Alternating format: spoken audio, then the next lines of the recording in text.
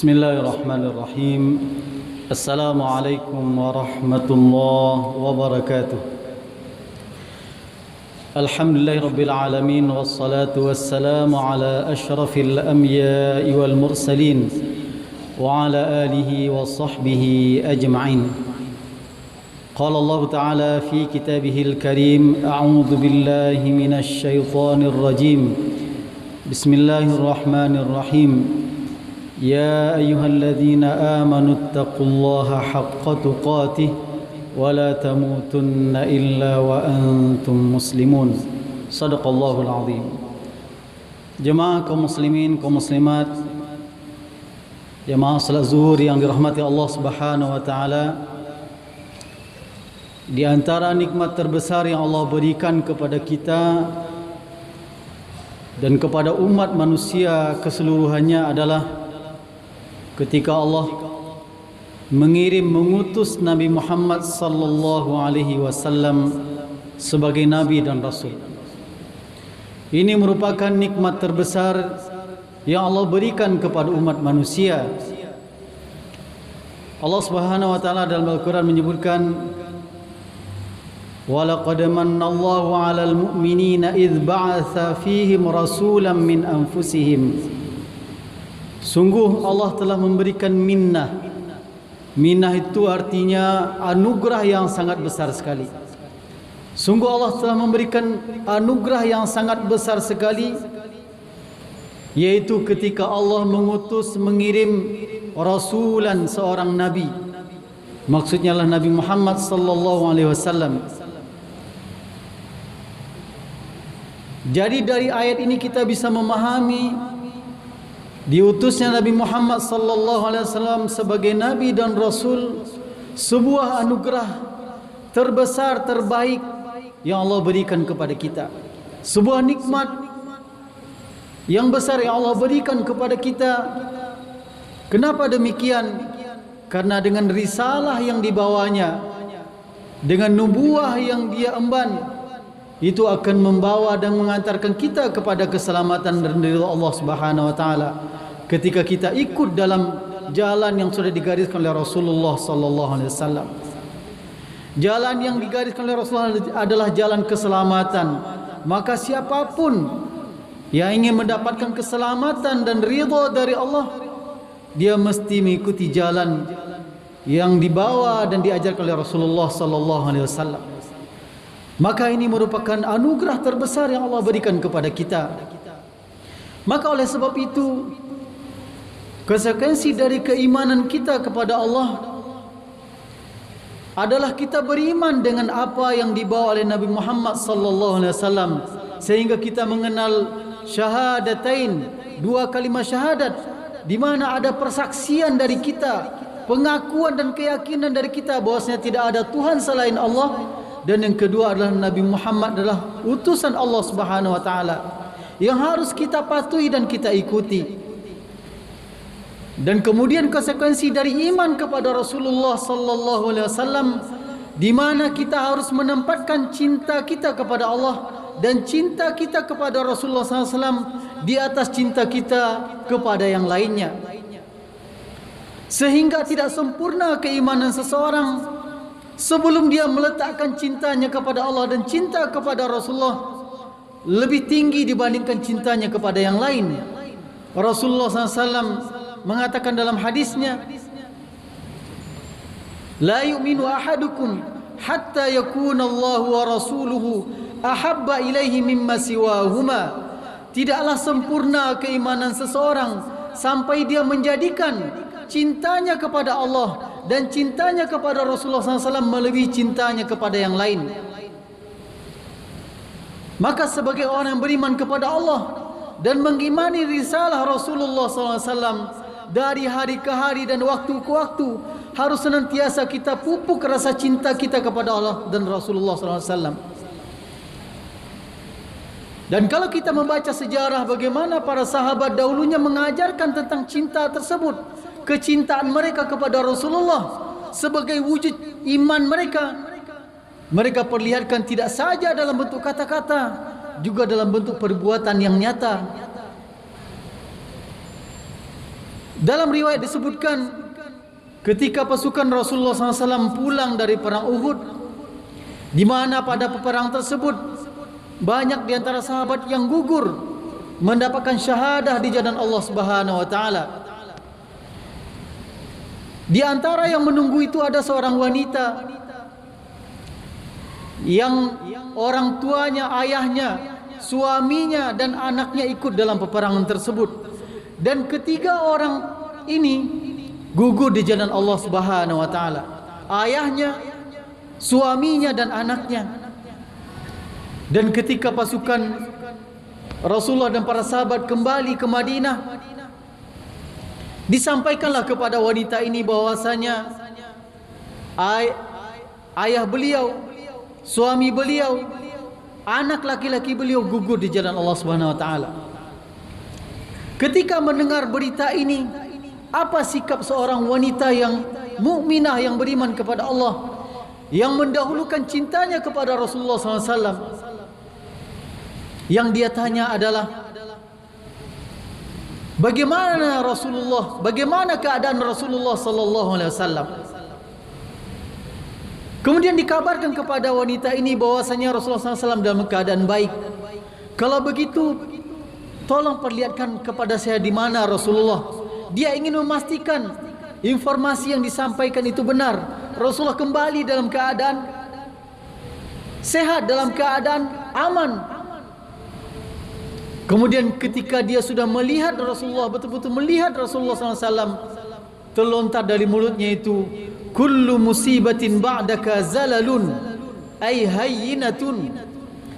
Setiap musibah yang turun kepada kami setelah engkau selamat wahai Rasulullah SAW, maka semua musibah itulah zalalun, kecil, tidak ada artinya. Hayyinatun, apa yang dipahami dari ungkapan ini? Bahwasanya kematian ayahnya, kematian suaminya, kematian anak laki-lakinya dalam peperangan tersebut, bagi dia itu lebih ringan ketika melihat Rasulullah SAW dalam keadaan hidup, bisa kembali dari peperangan tersebut. Betapa sahabiah ini mengajarkan kepada kita hubbun Nabi SAW, kecintaan dan keinginannya bagaimana Nabi Muhammad SAW selalu dalam keadaan selamat, dan itu jauh lebih utama baginya. Kemudian itu contoh bagaimana sahabat atau sahabiah yang menginginkan keselamatan untuk Rasulullah sebagai wujud cintanya kepada Rasulullah, dan dia bertemu dengan Rasulullah.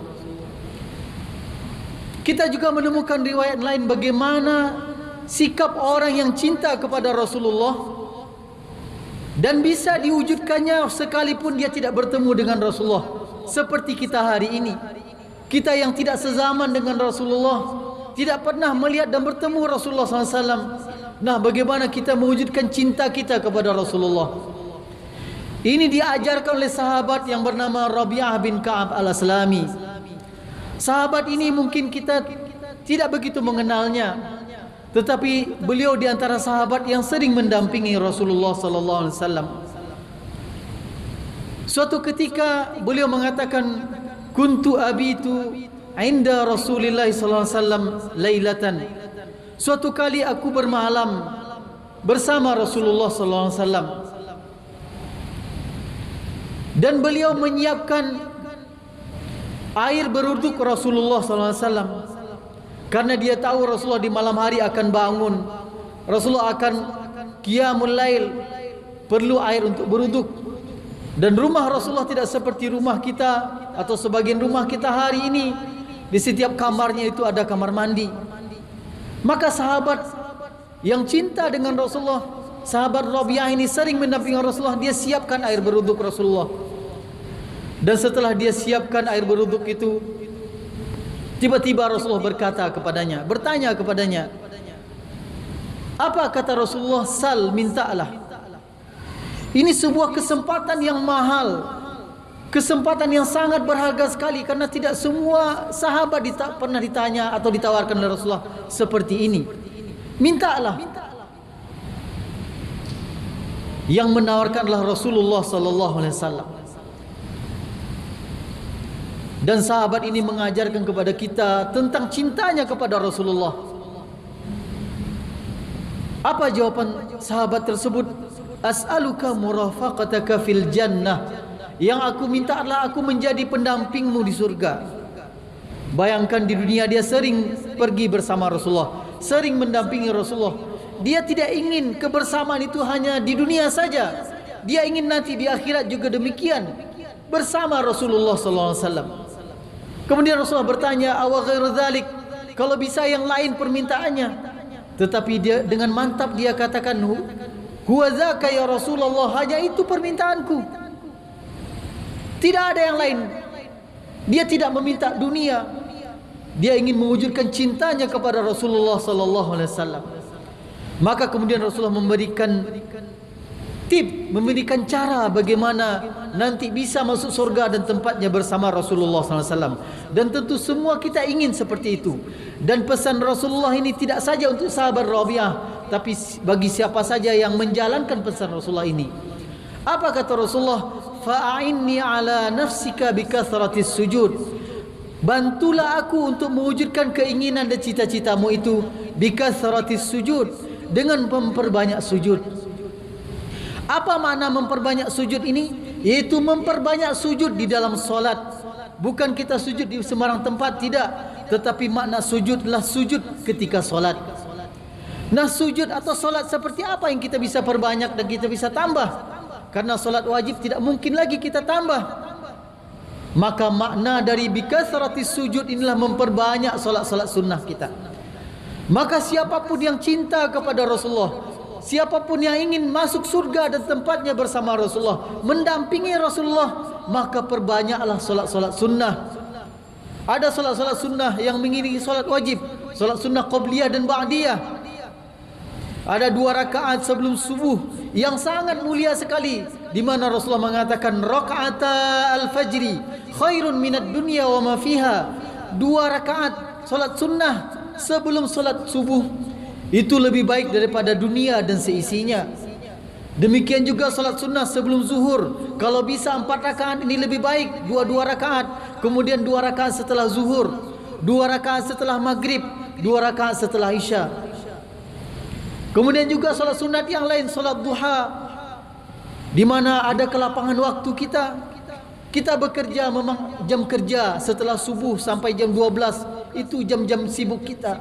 Tetapi masih mungkin kita mengerjakan solat duha. Sebagaimana mungkin kita masih membaca status, sebagaimana mungkin kita masih membaca berita dan informasi yang lain, masih sangat mungkin kita solat duha 2 rakaat ataupun 4 rakaat atau lebih dari itu. Demikian juga solat-solat malam. Kita sempatkan, apakah sebelum tidur ataukah menjelang subuh, kita bangun lebih awal, kita sempatkan solat-solat sunnah, qiyamul lail, solat tahajud. Maka solat-solat sunnah yang mungkin selama ini dipahami oleh sebagian kita, itu hanya ibadah sunnah. Maka dari hadis ini kita pahami betapa solat-solat sunnah bukanlah ibadah yang sederhana. Dia bisa mengantarkan seseorang masuk ke dalam surga dan tempatnya bersama Rasulullah, mendampingi Rasulullah. Maka dalam momen Rabiul Awal ini, kita jadikan bagaimana semangat cinta kita kepada Rasulullah semakin meningkat, dan kita wujudkan dalam bentuk amal. Salah satunya adalah meningkatkan ibadah-ibadah sunnah kita. Kalau selama ini baru salat wajib saja yang kita kerjakan, maka dari sekarang bertekadlah kita untuk mengerjakan juga solat-solat sunnah. Yang sudah mengerjakan solat sunnah selama ini, mungkin kita tambah jumlahnya. Solat sunnah yang bisa kita tambah, kita tambah. Karena itu akan mendatangkan cinta Allah dan juga cinta Rasulullah SAW, dan menjadikan seorang dikumpulkan Allah bersama Rasulullah di surganya kelak. Semoga pesan yang kita sampaikan ini bisa menjadi amal bagi kita dalam keseharian kita, dan sebagai wujud cinta kita kepada Rasulullah sallallahu alaihi wasallam.